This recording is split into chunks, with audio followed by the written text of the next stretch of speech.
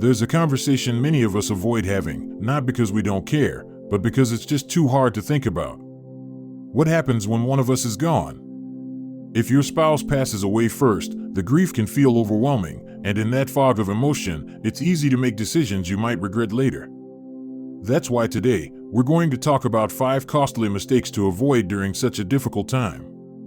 These aren't just financial missteps, they can affect your health, your family, and even your peace of mind.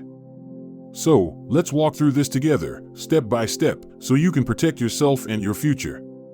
Now, the first mistake is one I've seen too many people make, and it's this: rushing to settle financial or legal matters too quickly. When you lose someone you love, especially a spouse you've shared decades with, the world can feel like it's spinning too fast. Well-meaning friends or family might say, "You should get this taken care of right away," or "You don't want to leave things unsettled." But here's the truth: unless there's an urgent legal or financial deadline, you don't have to make big decisions in those first few weeks or even months. Grief clouds judgment. You might be tempted to sell the house because it feels too empty, or withdraw all the savings and put it somewhere new without thinking it through. I knew a woman named Margaret who, just a month after her husband passed, decided to sell their family home because the memories were too painful. But a year later, she realized she'd acted too soon. She missed her neighbors, her garden, the life they'd built there. By then, it was too late to undo. So, give yourself time. The paperwork, the accounts, the property, they can wait until your heart is ready. The second mistake is just as important to avoid: ignoring the details of your spouse's estate plan. Maybe your spouse handled all the finances, or perhaps you both put off updating wills and beneficiaries over the years. It happens. But now, it's crucial to understand what's in their name, what's in yours, and how things are set up. For example, let's talk about joint accounts. You might assume everything automatically transfers to you, but that's not always the case, especially with certain types of accounts or property titles. And if there's a will or trust, don't just assume it's straightforward. Sit down with an estate attorney or a trusted financial advisor to go over everything. I've heard stories of widows who didn't realize their spouse's life insurance policy still listed an ex-spouse as the beneficiary, or that an old 401k hadn't been updated in years. These oversights can lead to lengthy legal battles or unexpected financial strain. Now, you might be thinking, "This sounds overwhelming," and I get it. But here's the good news: you don't have to figure it all out alone.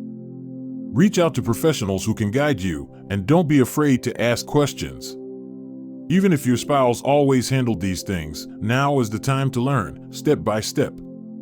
And that leads us right into the third mistake, which we'll talk about next: isolating yourself when you need support the most.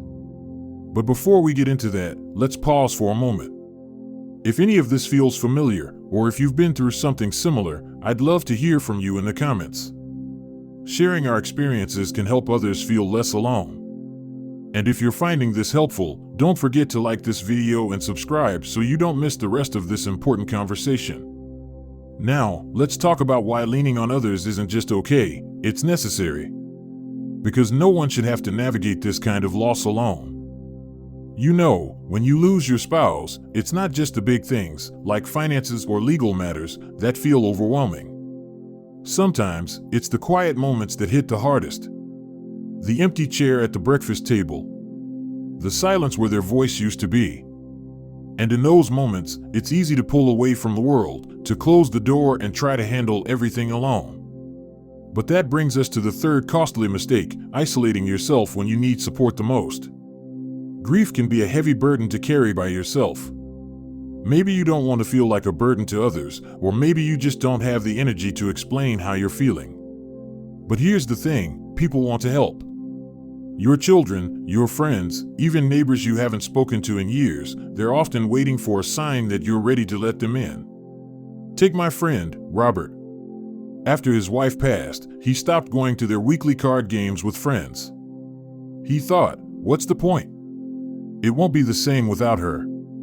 But months later, when he finally said yes to lunch with an old buddy, he realized how much lighter he felt just by being around people who cared. You don't have to put on a brave face or pretend you're okay. Sometimes, Just sitting with someone who understands can make all the difference.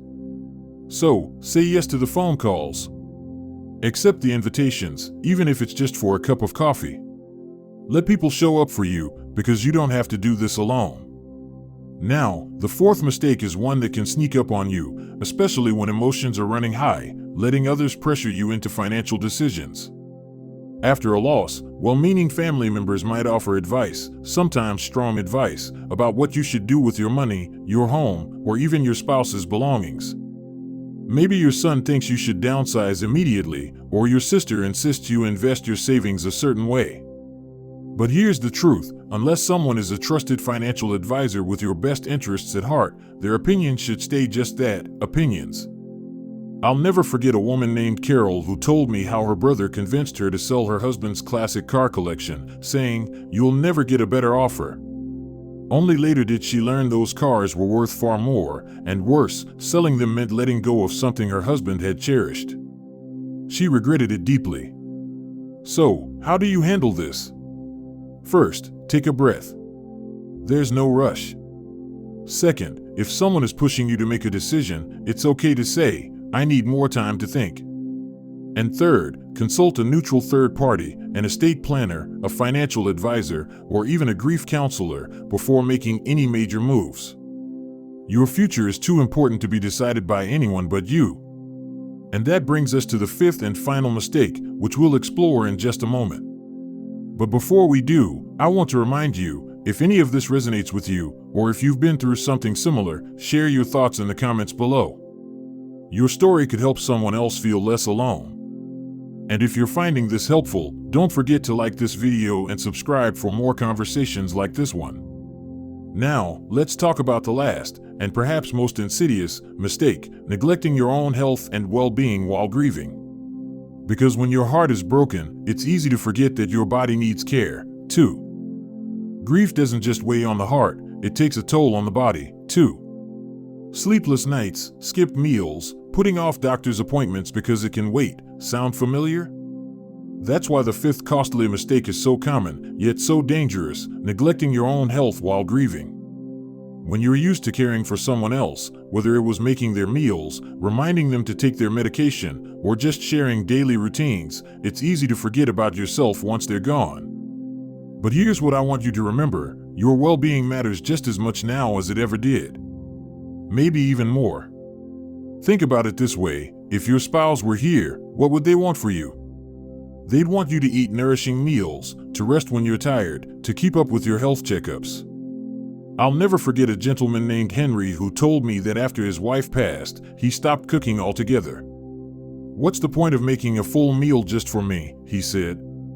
For months, he lived on toast and tea, until one day, he fainted from low blood sugar. That was his wake-up call. He started with small steps, preparing simple, healthy meals, asking a neighbor to join him for dinner sometimes, and slowly, he found his way back to taking care of himself. So, here's my challenge to you: be as kind to yourself as your spouse would be. Set reminders to take your medications. Schedule that overdue doctor's visit. Go for a short walk each day, even if it's just around the block. And if cooking feels like too much, ask for help, whether it's meal delivery, a friend bringing over a homemade dish, or even just stocking up on healthy prepared foods. Your health is the foundation for everything else, especially now. Now, let's take a step back and remember what we've covered. We talked about not rushing into big financial or legal decisions, understanding the details of your spouse's estate, staying connected instead of isolating yourself, resisting pressure from others about money or possessions, and finally, making your health a priority. These aren't just tips, they're ways to protect yourself during one of life's most difficult transitions. Because while grief is unavoidable, unnecessary stress and regret don't have to be. If there's one thing I hope you take away from this, it's this: you deserve time, patience, and support. There's no right way to grieve, and there's no timeline for healing. So, be gentle with yourself. Surround yourself with people who respect your pace. And when in doubt, ask for help, whether it's from a professional, a trusted friend, or even this community right here in the comments. Before we go, I'd love to hear from you. Have you experienced any of these challenges? What helped you navigate them? Your wisdom could be exactly what someone else needs to hear today. And if this video resonated with you, don't forget to like and subscribe for more heartfelt conversations like this one. Remember, even on the hardest days, you are not alone. And with each small step forward, you're honoring your spouse's memory and taking care of the life you still have ahead. Here's to finding strength, one day at a time.